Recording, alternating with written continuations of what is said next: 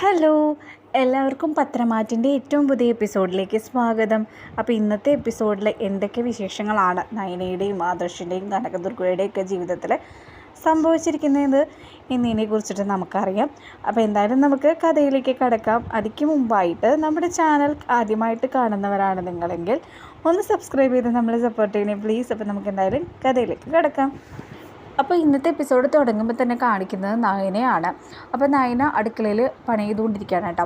അപ്പോൾ ബാക്കിയുള്ള എല്ലാ പെണ്ണുങ്ങളും അവിടെ ഇരുന്നുകൊണ്ട് വർത്തമാനം പറഞ്ഞിരിക്കുകയും അങ്ങനെ അവരുടേതായിട്ടുള്ള മറ്റു കാര്യങ്ങൾ ചെയ്തുകൊണ്ടിരിക്കുക. ആരും അടുക്കളയിലേക്ക് വരുന്നില്ല. അപ്പോൾ നമ്മൾ കഴിഞ്ഞ എപ്പിസോഡിൽ കണ്ടതാണ്, നയന വരുന്നത് വരെ അവരൊരു ഗ്ലാസ് ചായ പോലും ഇട്ട് കുടിച്ചിട്ടില്ല എന്നുള്ളതാണ്. നയനെ ആദർശ് എപ്പോഴാണോ വന്നത് അത് കഴിഞ്ഞ് നയന ഫ്രഷായിട്ട് വന്നിട്ടാണ് എല്ലാവർക്കുള്ള ചായ വരെ അവിടെ എത്തിയത്. അപ്പോൾ ഇതൊക്കെ കണ്ട കനകദുർഗയ്ക്ക് മനസ്സിന് വല്ലാത്തൊരു വിഷമം തോന്നുകയാണ്. കാരണം ഉണ്ടായിരുന്ന വേലക്കാരത്തെയാണെങ്കിൽ അവരും ഇല്ല. അവരിപ്പോൾ ഉണ്ടായിരുന്നെങ്കിൽ കുറച്ച് സഹായം നയനയ്ക്ക് കിട്ടിയേനെ, അതുമില്ല. പിന്നെ ഇത്രയധികം അംഗങ്ങൾക്ക് രാവിലെ തുടങ്ങി വൈകുന്നേരം വരെ വെച്ച് വിളമ്പുന്നത് നമ്മുടെ നയനയാണ്. ഒരു റെസ്റ്റ് ഇല്ലാത്ത ഒരു പണിയാണ് നയനയ്ക്കുള്ളത്. അപ്പോൾ ഇത് കണ്ട കനകദുർഗ നയനയുടെ അടുത്തോട്ട് ചെല്ലുകയാണ്. എന്നിട്ട് നയനനെ സഹായിക്കാനായിട്ട് ശ്രമിക്കുകയാണ്.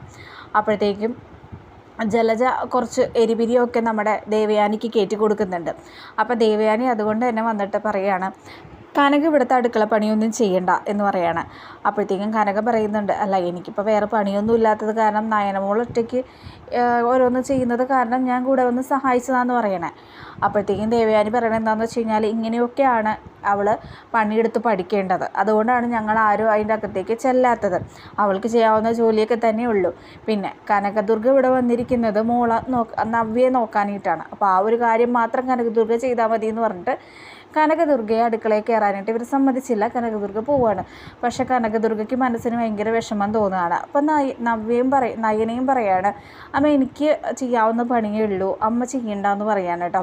കാര്യം പുള്ളിക്കാരത്തേക്കും അറിയാം നന്നായിട്ട് പണിയുണ്ട്, നന്നായിട്ട് പുള്ളിക്കാരത്തിനായിട്ട് പീഡിപ്പിക്കുന്നുണ്ട് എന്നുള്ളത് പുള്ളിക്കാരത്തേക്ക് മനസ്സിലാവണമൊക്കെ ഉണ്ട്. പക്ഷെ എന്നിരുന്നാലും അമ്മയെ വിഷമിപ്പിക്കരുതല്ലോ. അതുകൊണ്ട് തന്നെ നയന അങ്ങനെ പറയുകയാണ്. അപ്പോൾ കനകദുർഗ അവിടെ നിന്ന് പോവുകയാണ് കേട്ടോ. ഇതെല്ലാം കഴിഞ്ഞ് നയന രാവിലത്തെ പണിയെല്ലാം കഴിഞ്ഞ് അകത്തേക്ക് റൂമിലേക്ക് കയറി പോവാണ്. അപ്പോൾ കനകദുർഗയും പുറകെ ചെല്ലുന്നുണ്ട്. കനകദുർഗയ്ക്കാണെങ്കിൽ ഭയങ്കര സങ്കടം വരികയാണ് മോളുടെ ഈ ഒരു അവസ്ഥ കാരണം. കനകദുർഗ വേഗം തന്നെ മോളെ കെട്ടിപ്പിടിച്ച് പറയണം, മോളുടെ ഈ ഒരു അവസ്ഥയ്ക്ക് കാരണം അമ്മയുടെ ദുരാഗ്രഹമാണ് മോളെ ഈ ഒരു അവസ്ഥയിൽ കൊണ്ടുവന്നെത്തിച്ചത് എന്ന് പറയാനായിട്ടോ. അപ്പോഴേക്കും ആദർശ് റൂമിലേക്ക് കയറി വരികയാണ്. അതേസമയം തന്നെ ഇവരുടെ വർത്തമാനം ആദർശ് കേൾക്കുകയാണ് കേട്ടോ. അപ്പോൾ ആദർശിനും അറിയാം നമ്മുടെ നയന ഒരുപാട് കഷ്ടപ്പെടുന്നുണ്ടെന്നുള്ളത്. അപ്പോൾ ആദർശിനും അത് ഓർത്തിട്ട് ഒരു ചെറിയ വിഷമമൊക്കെ വരികയാണ്. അപ്പോൾ കനക പറയണം, മോൾക്ക് ഇവിടെ സുഖമാണെന്നാണ് അമ്മ വിചാരിച്ചത്. പക്ഷേ ആദർശുമനെയും കൊണ്ട് കുഴപ്പമൊന്നുമില്ല. പക്ഷെ ബാക്കിയുള്ളവർ ആരും തന്നെ മോളെ സഹായിക്കുന്നില്ലല്ലോ എന്ന് പറയണം. അപ്പോഴത്തേക്കും നയന പറയണം, അമ്മ ഇതെന്തൊക്കെയാണ് പറയുന്നത്? എനിക്ക് ചെയ്യാവുന്ന പണിയൊക്കെ തന്നെ അവിടെ ഉള്ളൂ. അതുകൊണ്ടല്ലേ ഞാൻ ആരെയും സഹായത്തിന് പോലും വിളിക്കാത്തത്. അമ്മ അതൊന്നും ഓർത്തിട്ട് വിഷമിക്കേണ്ടെന്ന് പറയണം. അപ്പോൾ കനകദുർഗ പറയണം, എനിക്കെല്ലാം മനസ്സിലാവുന്നുണ്ട് മോളെ, എന്നോടുള്ള ദേഷ്യമാണ് അവർ നിന്നോട് തീർക്കുന്നത്. പ്രത്യേകിച്ച് നിൻ്റെ അമ്മായിയമ്മയും ചിലജയൊക്കെ നിന്നോട് തീർക്കുന്നത് എന്നോടുള്ള ദേഷ്യം തന്നെയാണ്. നിങ്ങൾ സുഖമായിട്ടിരിക്കാൻ വേണ്ടിയിട്ടാണ് അമ്മ അങ്ങനെ ചെയ്തത്. പക്ഷെ അത് ചെയ്യണ്ടായിരുന്നു. നമ്മുടെ വീട്ടിലായിരുന്നെങ്കിൽ മോൾ ഇത്രയും കഷ്ടപ്പെടേണ്ടി വരില്ലായിരുന്നു എന്നൊക്കെ ഇങ്ങനെ കനകദുർഗ പറയാനായിട്ടാ. കനകദുർഗയ്ക്ക് ഭയങ്കരമായിട്ട് സങ്കടം വരികയാണ്. അപ്പോൾ ഇതെല്ലാം നമ്മുടെ ആദർശം കേൾക്കുന്നുണ്ട്. അടുത്ത സീനിൽ അബീനെ കാണിക്കുകയാണ് കേട്ടോ. അപ്പോൾ അബിയാണെങ്കിൽ ആക്കി കൂടെ ടെൻഷൻ അടിച്ച് നടക്കുകയാണ്. കാരണം വെട്ട് സതീശിനെ പുറത്തിറക്കണമെങ്കിൽ കുറച്ച് പൈസയുടെ ആവശ്യമുണ്ടല്ലോ. ഈ പൈസ എങ്ങനെ ഉണ്ടാക്കുമെന്ന് ആലോചിച്ചിട്ട് അബിക്ക് യാതൊരു തരത്തിലുള്ള എത്തും പിടിയും കിട്ടുന്നില്ല. അപ്പോൾ അബി ആകെ ടെൻഷൻ അടിച്ചിരിക്കുന്ന സമയത്താണ് എങ്കിൽ ഒരു കാര്യം ചെയ്യാം, നമുക്ക് വക്കീലിനെ വിളിക്കാമെന്ന് വിചാരിച്ചിട്ട് അബി വക്കീലിനെ വിളിക്കുകയാണ്. വക്കീലിനെ വിളിക്കുമ്പോഴത്തേക്കും വക്കീലിനോട് ചോദിക്കുകയാണ്, ഈ വെട്ട് സതീശിനെ ഇറക്കാൻ പറ്റുമെന്ന് ചോദിക്കുകയാണ്. അപ്പോൾ വക്കീൽ പറയാണ്, വെട്ട് സതീശിനെ ഇറക്കുന്നതിന് കുഴപ്പമൊന്നുമില്ല, പക്ഷെ കുറച്ചധികം പൈസ ചിലവാകും എന്ന് പറയണം. അപ്പോൾ എത്ര രൂപയാവുമെന്ന് ചോദിക്കുമ്പോഴത്തേക്കും 10 ലക്ഷം രൂപയാവും എന്ന് പറയാണ്. അപ്പോഴത്തേക്കും അഭിഞ്ഞെട്ടുകയാണ്, 10 ലക്ഷം രൂപയോ, ഇതൊന്നും എൻ്റെ കയ്യിലില്ല എന്ന് പറയാണ്. അപ്പോഴത്തേക്കും വക്കീൽ പറയാണ്, 10 ലക്ഷം രൂപ വേണ്ടി വരും സാറേ. എന്തൊക്കെ കേസുകളാണ് ചാർജ് ചെയ്തിരിക്കുന്നതെന്ന് അറിയാമോ? വധശ്രമം, പീഡനശ്രമം, തട്ടിക്കൊണ്ടുപോകൽ. അപ്പോൾ ഇതെല്ലാം കഴിഞ്ഞ് ഇറങ്ങി വരാനായിട്ട് ഇത്രയും പൈസ വേണ്ടി വരും. പിന്നെ സാറിപ്പോൾ പൈസ കൊടുത്ത് അയാൾ എന്തെങ്കിലും ചെയ്ത് ഇറക്കിയില്ലെങ്കിൽ വെട്ട് സതീശൻ നാളെ ഇറങ്ങിയിട്ട് ഏതെങ്കിലും രീതിയിൽ ഇറങ്ങിയിട്ട് അനന്തപുരിയിലെങ്ങാനും അറിഞ്ഞു കഴിഞ്ഞാൽ സാറിന് കിട്ടാനുള്ള ഓഹരി പോലും കിട്ടില്ല. സാറിൻ്റെ മുത്തശ്ശൻ അപ്പം തന്നെ സാറിനെ അടിച്ച് പുറത്താക്കും. എന്താ വേണ്ടതെന്നുള്ളത് സാറ് അത് ആലോചിച്ച് ചെയ്താൽ മതി എന്ന് പറയാൻ കേട്ടോ. അങ്ങനെ അബി കോള് കട്ട് ചെയ്യാണ്. കോള് കട്ട് ചെയ്തതിന് ശേഷം അബി ഇങ്ങനെ ചിന്തിക്കുക, ദൈവമേ എങ്ങനെയെങ്കിലും 10 ലക്ഷം രൂപ ഉണ്ടാക്കണമല്ലോ, ഏത് വഴിയിലൂടെ 10 ലക്ഷം രൂപ ഉണ്ടാക്കും എന്നൊക്കെ വിചാരിച്ച് റൂമിലേക്ക് വരുമ്പോൾ നമ്മുടെ നവ്യ അവിടെ ഇരുന്നുകൊണ്ട് മുത്തശ്ശി കൊടുത്ത ആ ഒരു ആഭരണങ്ങളൊക്കെ ഇല്ലേ, പരമ്പരാഗതമായിട്ടുള്ള ആഭരണം, വളകാപ്പ് ചടങ്ങിന് കൊടുത്ത ആഭരണം, ആ ആഭരണമൊക്കെ ഇങ്ങനെ മൂടി പിടിപ്പിച്ചുകൊണ്ടിരിക്കുകയാണ്. അപ്പോഴത്തേക്കും നമ്മുടെ അബിക്ക് ആശയം തോന്നുകയാണ്, നവ്യയുടെ കയ്യിൽ നിന്ന് ആഭരണങ്ങൾ ചോദിച്ച് മേടിച്ചിട്ട് ആ 10 ലക്ഷം രൂപ എങ്ങനെയെങ്കിലും ഉണ്ടാക്കാമെന്ന് വിചാരിക്കുകയാണ്. അപ്പോഴത്തേക്കും അബി വേഗം തന്നെ നവ്യയുടെ അടുത്ത് എന്നിട്ട് പറയുകയാണ്, അതെ എനിക്ക് കുറച്ച് പൈസയുടെ ആവശ്യമുണ്ടെന്ന് വയ്ക്കുകയാണ്. അപ്പോഴത്തേക്കും നവ്യ പറയുകയാണ്, എത്ര രൂപയാണെന്ന് വയ്ക്കുകയാണ്. 10 ലക്ഷം രൂപ എന്ന് പറയുകയാണ്. അപ്പോൾ നവ്യ പറയുകയാണ്, 10 ലക്ഷം രൂപയോ, അതൊക്കെ എൻ്റെ കയ്യിൽ എങ്ങനെയാണ് ഉണ്ടാവുക അബി, എന്തിനാ 10 ലക്ഷം രൂപ എന്ന് വയ്ക്കുകയാണ്. അപ്പോഴത്തേക്കും എനിക്കൊരു ബിസിനസ് തുടങ്ങാനാണെന്ന് അറിയാണ്. അപ്പോഴത്തേക്കും നവ്യ പറയണ, ഒരു കാര്യം ചെയ്യും, മുത്തശ്ശനോടോ അല്ലെങ്കിൽ ആദർശേട്ടനോടോ ചോദിച്ചിട്ട് മേടിച്ചു കൂടെയെന്ന് വയ്ക്കുകയാണ്. അപ്പോഴത്തേക്കും അബി പറയാണ്, അതൊന്നും ശരിയാവില്ല, നീ ഒരു കാര്യം ചെയ്താൽ മതി, നീ ആഭരണങ്ങൾ തന്നാൽ മതി, ഞാനത് വിൽക്കുകയോ പണയം വെക്കുകയോ ചെയ്തിട്ട് 10 ലക്ഷം രൂപ സംഘടിപ്പിച്ചോളാം എന്ന് പറയാണ്.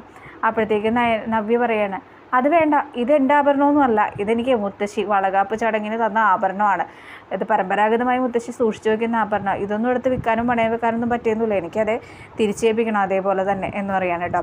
അപ്പോഴത്തേക്കും അബിയുടെ മനസ്സിൽ വേറൊരു ലഡു പൊട്ടുകയാണ്, എങ്ങനെയെങ്കിലും ഇവളറിയാണ്ട് ഈ ആഭരണങ്ങൾ കൈക്കലാക്കി കഴിഞ്ഞതിന് ശേഷം ഇവളുടെ കയ്യിൽ നിന്ന് നഷ്ടപ്പെട്ടെന്നോ ഇവൾ വീട്ടിലേക്ക് കൊടുത്തെന്നോ എങ്ങനെയെങ്കിലും എന്തെങ്കിലുമൊക്കെ പറഞ്ഞ് ഇവളുടെ തലയിലോട്ട് തന്നെ കുറ്റങ്ങൾ മുഴുവനായിട്ട് ഇട്ടിട്ട് എനിക്ക് എൻ്റെ കാര്യം നടത്തണം, അങ്ങനെ ഇവളെ മുന്നിൽ നിർത്തിക്കൊണ്ട് എൻ്റെ കാര്യം സാധിക്കണം എന്നുള്ള രീതിയിൽ അബി ചിന്തിക്കുകയാണ് കേട്ടോ.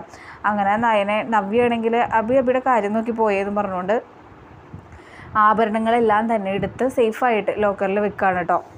അങ്ങനെ നവ്യ ആഭരണം ഭദ്രമായിട്ട് വെച്ചിട്ട് പോവാണ് കേട്ടോ. അപ്പോഴത്തേക്ക് അബി വിചാരിക്കണം, ഇത് തന്നെ നല്ല തക്കം, ആഭരണങ്ങൾ ഒരു ബോക്സിലാക്കുകയാണ് അബി. എന്നിട്ട് താഴേക്ക് ഇറങ്ങി പോവാണ് കേട്ടോ. അപ്പോൾ താഴെ നോക്കി കഴിഞ്ഞപ്പോൾ എല്ലാവരും കൂടെ കൂട്ടം കൂടിയിരിക്കുന്നു. അപ്പോൾ എങ്ങാനോ അതിൻ്റെ ഇടയിൽ പെട്ട് കഴിഞ്ഞ് കഴിഞ്ഞാൽ പിടിക്കപ്പെടും.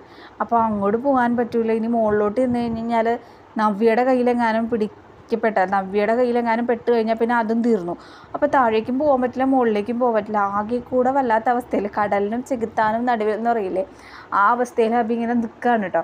പിന്നെ അബി ഒരു ധൈര്യം സംഭരിച്ച് എങ്ങനെയെങ്കിലും താഴേക്ക് തന്നെ പോവാം, ഇത് മറച്ച് പിടിച്ചങ്ങ് പോവാമെന്ന് വിചാരിച്ചിട്ട് ഈ ബോക്സ് മറച്ച് പിടിച്ചുകൊണ്ട് അബി താഴേക്ക് ഇറങ്ങി അങ്ങ് പോവാണ് കേട്ടോ. അങ്ങനെ പതിയെ അബി കള്ളത്തരത്തിലൂടെ അങ്ങ് നീങ്ങുമ്പോഴത്തേക്കും ആദർശ് വിളിക്കുകയാണ്, അബി എന്ന് പറഞ്ഞ് വിളിക്കുകയാണ്. അബി ആകെ ഞെട്ടി വരക്കാണ്, ഇനി അങ്ങനെ കണ്ടോ പിടിച്ചോ അറിയില്ല, വേഗം തന്നെ അബി തിരികെയാണ് കേട്ടോ.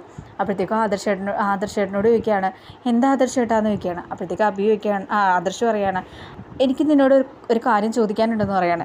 അപ്പോഴത്തേക്കും അബി ചോദിക്കുകയാണ്, എന്താ ആദർശേട്ടൻ എന്നോട് ചോദിക്കാനുള്ളത്, നീ ഇപ്പോൾ കുറേ നാളായിട്ട് ഓഫീസിലേക്കൊന്നും കാണാനില്ലല്ലോ, അതെ ഓഫീസിലേക്ക് വരാതിരുന്ന് കഴിഞ്ഞാൽ അവിടുത്തെ ജോലികളൊക്കെ പെൻഡിങ്ങിലാവില്ലേ എന്ന് ചോദിക്കുകയാണ്. അപ്പോഴത്തേക്കും അബിക്ക് ആശ്വാസം കിട്ടുക കേട്ടോ, എന്തായാലും പിടിച്ചില്ല. അപ്പോൾ അബി പറയുകയാണ്, അത് പിന്നെ ഞാൻ ഓഫീസിൽ വരാത്തത് നവ്യയെ ആൾക്കാർ അന്ന് കിഡ്നാപ്പ് ചെയ്തതിന് ശേഷം എനിക്ക് മൊത്തത്തിലൊരു ഭയമാണ് ആദർശേട്ടാ, അതുകൊണ്ടാണ് ഞാൻ പിന്നെ ഓഫീസിലൊന്നും വരാതിരിക്കുന്നതെന്ന് പറയണം കേട്ടോ. അപ്പം ഞാൻ നാളെ തുടങ്ങി പൊയ്ക്കോളാം എന്ന് പറയണം ആദർശിനോട് അബി. അപ്പോഴത്തേക്കും ആദർശ് പറയണം, ശരി എന്തായാലും കാര്യങ്ങളൊക്കെ കഴിഞ്ഞല്ലോ, ഇന്ന് നാളെ തുടങ്ങി എന്തായാലും മുടങ്ങാതെ പോകണമെന്ന് പറയാൻ കേട്ടോ. അങ്ങനെ അബി വിചാരിക്കണോ സമാധാനമായി തിരിഞ്ഞു നടക്കാമെന്ന് വിചാരിച്ചാൽ തിരിഞ്ഞു നടക്കുമ്പോഴത്തേക്കും ദേടാ ആദർശ് വേഗം തന്നെ ആദർശിൻ്റെ കണ്ണിൽ ഇത് പെടുകയാണ് കേട്ടോ. ആദർശ് വേഗം തന്നെ അബിയോട് ചോദിക്കുകയാണ്, അല്ല നിൻ്റെ കയ്യിൽ ഇതെന്താണ് എന്ന് ചോദിക്കുകയാണ്. അപ്പോഴത്തേക്കും അബി ആകെ കൂടെ പതറി. അബി പറയണം, അത് പിന്നെ ആദർശേട്ടാ എൻ്റെ കയ്യിൽ ഇങ്ങനെ പതിരാണ്. അപ്പോഴത്തേക്ക് ആദർശ് പിന്നെയും ചോദിക്കുകയാണ്, അല്ല നിൻ്റെ കയ്യിൽ എന്തെങ്കിലും മറച്ചു വെച്ചേക്കണേന്ന് ചോദിക്കുകയാണ്. അപ്പോൾ ഇത് ജലജയും കാണുന്നുണ്ട്. അപ്പോൾ ജലജയ്ക്ക് എന്തായാലും കുറേ കാര്യങ്ങൾ മനസ്സിലായിട്ടുണ്ട്. അപ്പോൾ ജലജയ്ക്ക് മനസ്സിലായി എന്തോ ഒരു കുതന്ത്രം അല്ലെങ്കിൽ എന്തോ ഒരു കുരുത്തക്കേട് ഒപ്പിച്ചിട്ടുണ്ട്. അപ്പോൾ അത് തന്നെയാണെങ്കിൽ മറച്ചു വെച്ച് കൊണ്ടുപോകുന്നതെന്ന് മനസ്സിലായിട്ടുണ്ട്. എന്തായാലും പിടിക്കപ്പെട്ടു എന്നുള്ളത് ജലജയ്ക്ക് മനസ്സിലായിട്ടുണ്ട്. ജലജ ഒന്നും മിണ്ടാതിരിക്കുകയാണ് കേട്ടോ, പേടിയുടെ ഉള്ളിൽ. അബിയാണെങ്കിൽ ശരിക്കും പെട്ട അവസ്ഥയിലായി, ദൈവമേ ഇനി എന്ത് ചെയ്യണം എന്നുള്ളൊരവസ്ഥയിലായി അബി. അങ്ങനെ ഇത് കേട്ടുകൊണ്ട് ആദർശിൻ്റെ അച്ഛനും വീട്ടിലുള്ള മറ്റുള്ളവരൊക്കെ വരികയാണ് കേട്ടോ. അപ്പോഴത്തേക്ക് എല്ലാവരും കൂട്ടം കൂടി വന്നു കഴിഞ്ഞു. അപ്പോൾ ആദർശ് ചോദിക്കുകയാണ്, അല്ല നിൻ്റെ കയ്യിലിരിക്കുന്ന ജ്വല്ലറി ബോക്സ് ആണെന്ന് എനിക്ക് തോന്നുന്നുണ്ടോ എന്ന് പറയാണ്. നീ ഒന്ന് കാണിച്ചെന്ന് പറയാണ്. അപ്പോഴത്തേക്ക് മുത്തശ്ശി ചോദിക്കണം, ജ്വല്ലറി ബോക്സോ, ആ മുത്തശ്ശി അവൻ്റെ കയ്യിൽ അതാണെന്നാണ് എനിക്ക് തോന്നിയെന്ന് പറയാണ്. നീ കാണിക്കുന്നു പറഞ്ഞുകൊണ്ട് ആദർശ് അവൻ്റെ കയ്യിൽ കയറി പിടിക്കുകയാണ് കേട്ടോ. അപ്പോൾ ഇത്രയും കാര്യങ്ങളാണ് ഇന്നത്തെ എപ്പിസോഡിൽ കാണിച്ചിരിക്കുന്നത്. അപ്പോൾ എന്തായാലും അബി പിടിക്കപ്പെടുമോ എന്നുള്ളൊരു ഡൗട്ട് നമുക്കുണ്ട്. അപ്പോൾ തീർച്ചയായിട്ടും അബിനെ ആദർശ് കൈയോടുകൂടി പിടിക്കും. പക്ഷേ ആ സമയത്ത് അബിക്ക് രക്ഷകയായിട്ട് ആ സ്പോട്ടിൽ നവ്യ വരും. നവ്യ അതിനെ വേറൊരു കള്ളം കൊണ്ടിട്ട് സത്യമാക്കി മാറ്റും. വലിയ കുഴപ്പമൊന്നുമില്ലാത്ത രീതിക്ക് അബീനെ രക്ഷിച്ചെടുക്കും. പിന്നെ എന്നാലും ആദർശനും നയനയ്ക്കും ഇതിൽ നല്ല സംശയം തോന്നും കേട്ടോ. അപ്പോൾ ഇത്രയും കാര്യങ്ങളൊക്കെയാണ് ഉണ്ടാവാൻ പോകുന്നത്. കുറച്ച് സമയത്തിനുള്ളിൽ വേറൊരു സീരിയലിൻ്റെ എപ്പിസോഡ് റിവ്യൂ ആയിട്ട് വരാം കേട്ടോ. അതുവരെ ടാറ്റാ.